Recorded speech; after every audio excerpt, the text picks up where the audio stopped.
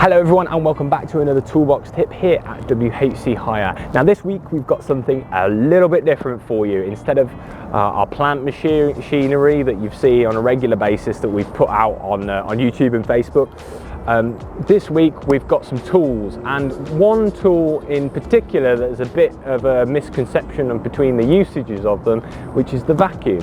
And today with me I've got our dry vacuum and I've also got our wet vacuum, and we have a little look at the differences between the two, as well as the applications, as well as the attachments that come with these machines. So let's get started. I'm going to start with the dry vacuum.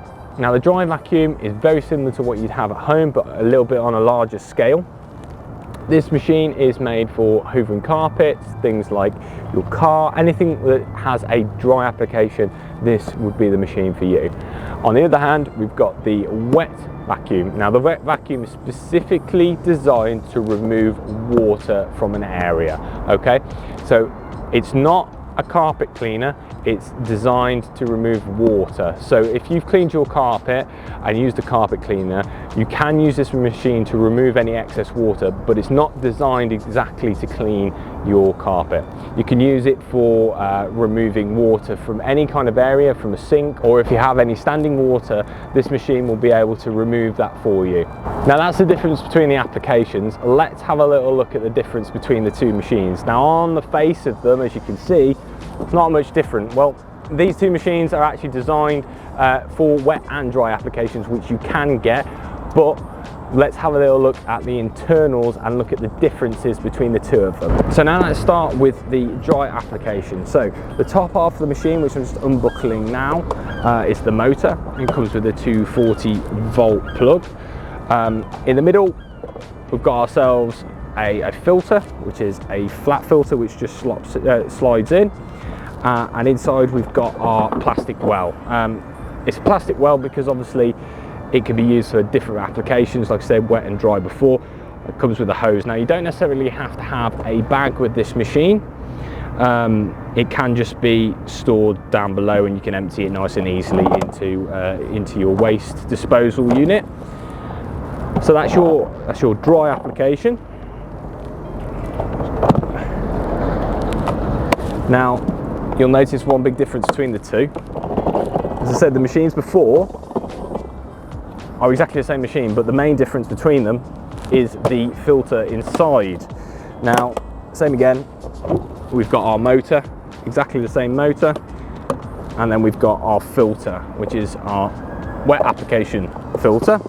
Again, same well, plastic well, obviously coming with hose. And with this machine, obviously you wouldn't use a bag because of your wet application. You're actually trying to remove water. And inside your machine, you've got your filter. And as you can see inside your filter, you've got a plastic ball which acts as a float. I'm going to try and get that a little bit better. Which acts as a float. Now what this float does is it stops the machine sucking up too much water up into the engine and causing any damage to the motor or to the operator as well. So that's the biggest main difference internally. Otherwise, the machines themselves are exactly the same.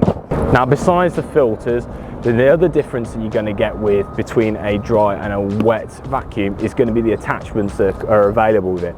With the dry vacuum, you're going to have something very similar to what you'd expect at home, a brush head that will have an interchangeable hard surface attachment on it. But with the wet application, or sorry, the wet vacuum, you're going to get a difference of two different attachments. Firstly, we've got the brush head, which is for uneven surfaces that you're trying to remove water from. And secondly, we've got the squeegee head, which is for hard, flat surfaces. This head will allow you to maximize the amount of water you'll be able to put into the machine.